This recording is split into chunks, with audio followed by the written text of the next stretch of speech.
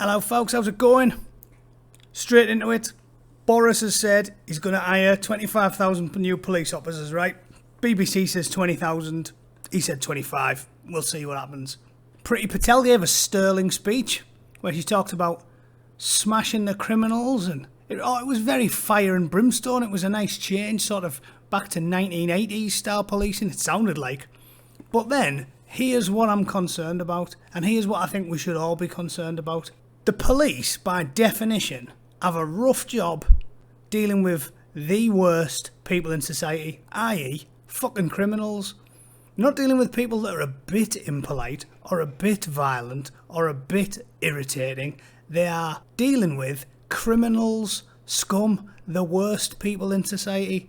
Very violent, very irritating, very, very criminal. We're not merely dealing with the arsehole in the boozer. We're dealing with full-blown felons, as they like to say in the United States. The real issue I have is this. Are the next 25,000 or 20,000 police officers that join the Met going to be proper coppers? That is the burning question. Because, like any modern 30-something man, I'm not really very prejudiced. I think women and ethnic minorities and gays and anybody else should have equality of opportunity with white men or anybody else, from any background, from any class. If you want to be a copper, you should be a copper. But the most important thing, bar none, is that you are capable enough to be a copper. It's the exact same when it talks about problems with women joining the military. I don't have a problem with women wanting to join the Royal Marines, the fucking SAS, whatever they want to do. If you're a bird and you want to go SB, you crack on and do it. But you have to do the exact same physical standards as the men. You can't have it any other way. It's all about talking about equality, but it's got to be equality of opportunity. You can't just throw people in roles where your life or death is on the line. I wouldn't even mind so much out of principle if we're talking about jobs where it's like, oh, we want more women to be working in finance, in the banking industry, or we want more women to be working as bus drivers. But when you're dealing with a job where you're physically dealing with criminal killers and you're dealing with saving people's lives, I would say the same of the fire department, because I don't think a morbidly obese dwarf could drag my dad out of a burning building quite as well as a 6'3" fucking ex-commando. So if she can't match him physically, or at least they both hit the same standard physically, the best man should always get the job. The best man for the job should always get the job if you're dealing with saving people's fucking lives. Call me a bluff old traditionalist, but if my fat old dad was hanging out with a burning building, I'd be a bit pissed off if a 4'9" fucking obese diabetic turned up to help him out. Don't you think that might be a problem? And here's the crux of the issue. So alongside the story, recruitment of 20,000 new police officers to begin within weeks on the BBC, very fucking quick, swiftly, followed by this one, Met Police launches campaign for workforce to be 50% women. Now here's the crux of the issue. Women and men are different, despite what the social justice activists say. They have different personality traits. Women are less likely to want to be police officers as men. Exactly in the way men are less likely to want to be nurses or childcare assistants or primary school teachers, right? That's a fact. So if the Met have said they demand that 50% of the workforce is women, by definition, some of those women are not going to be up to scratch. You're picking from a much smaller pool. So if for every 1,000 women, only 50 want to be coppers, but for every 1,000 men, 100 want to be coppers, automatically you're lessening the pool of people to pick from to do it. So they will definitely have to drop standards to suddenly make the Met 50% women, because most women don't want to be coppers.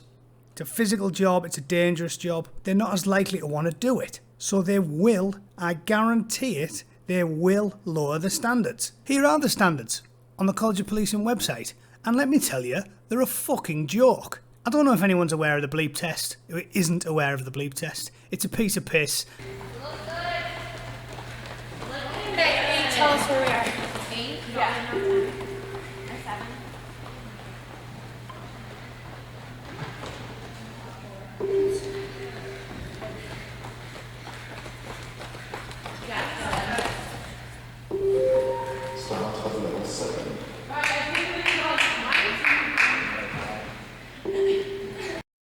There you go. That was at level 7.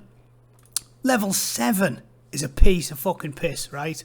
And a mate of mine, I will refuse to name him, he's a detective for the Met. He said back in the day, it used to be level 10.5 was a minimum.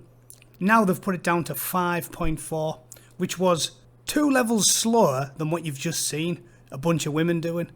And that was fucking slow. My nana could do that shit. I could do it on my fucking hands. And I'm 39 years old, and I guarantee I could still get 10.5. Fucking piece of piss.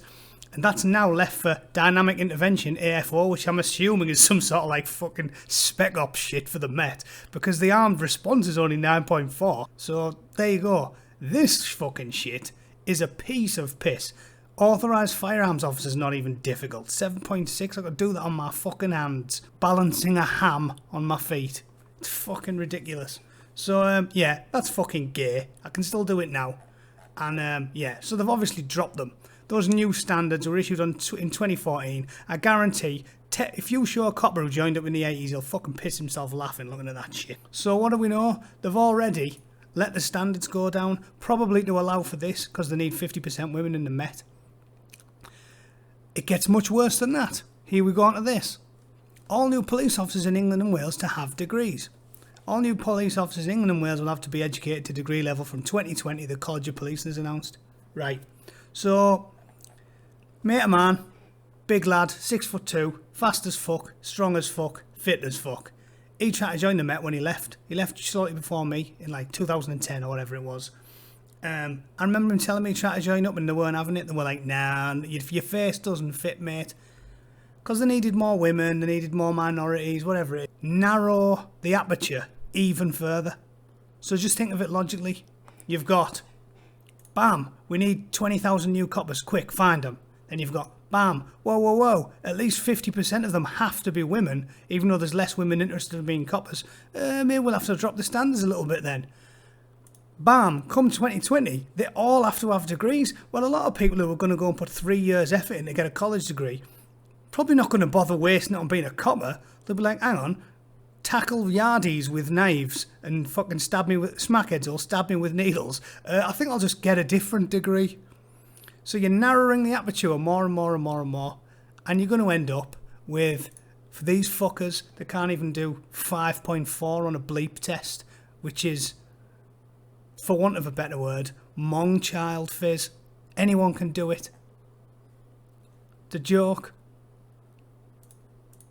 So this is my concern. We're hiring 20,000 new coppers to begin with in weeks, and we've got, they have to be 50% women, they have to be a certain percentage of minorities. Pretty soon they're all going to have degrees, and you're going to be left with the people who are perfect. Oh yeah, another 17,000 black ones as well, just to perfectly reflect society, because we're at peak communism now.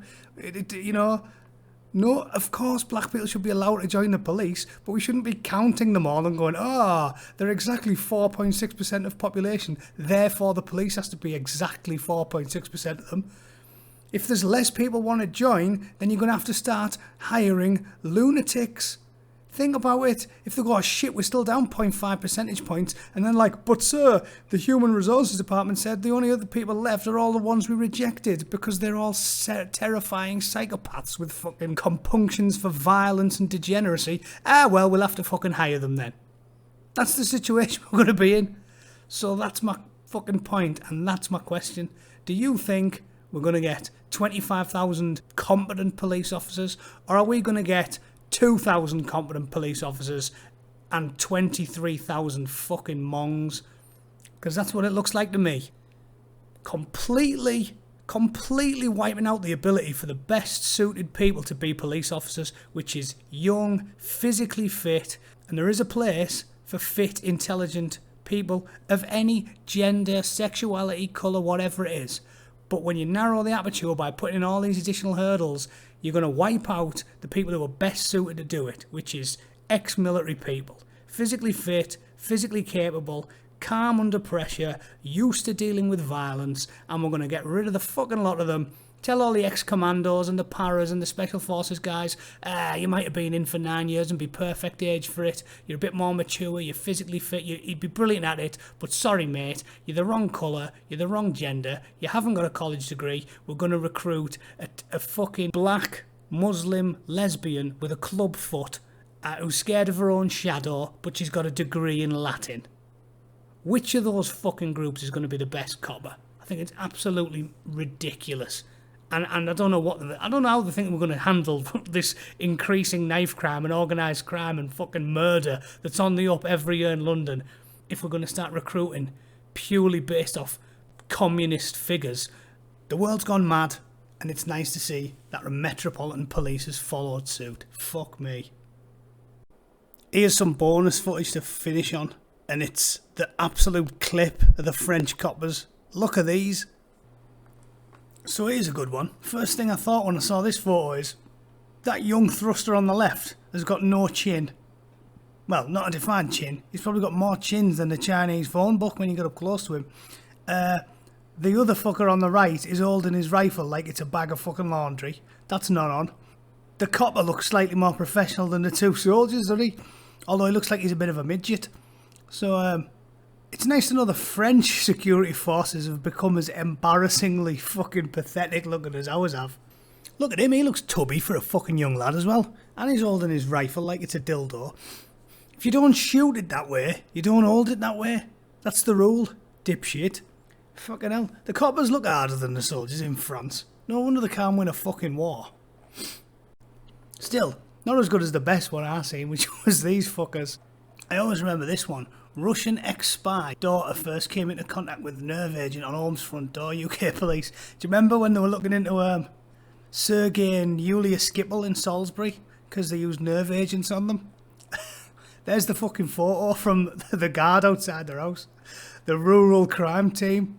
Now, if I was in the KGB or Russian Spec Ops and I was monitoring this situation and I saw the guard outside the fucking house and it was a morbidly obese woman and a female midget, I don't think I'd be particularly alarmed about this situation. I don't think I'd be confident that the British would be able to stand fast against our covert operatives in the event of a kinetic operation.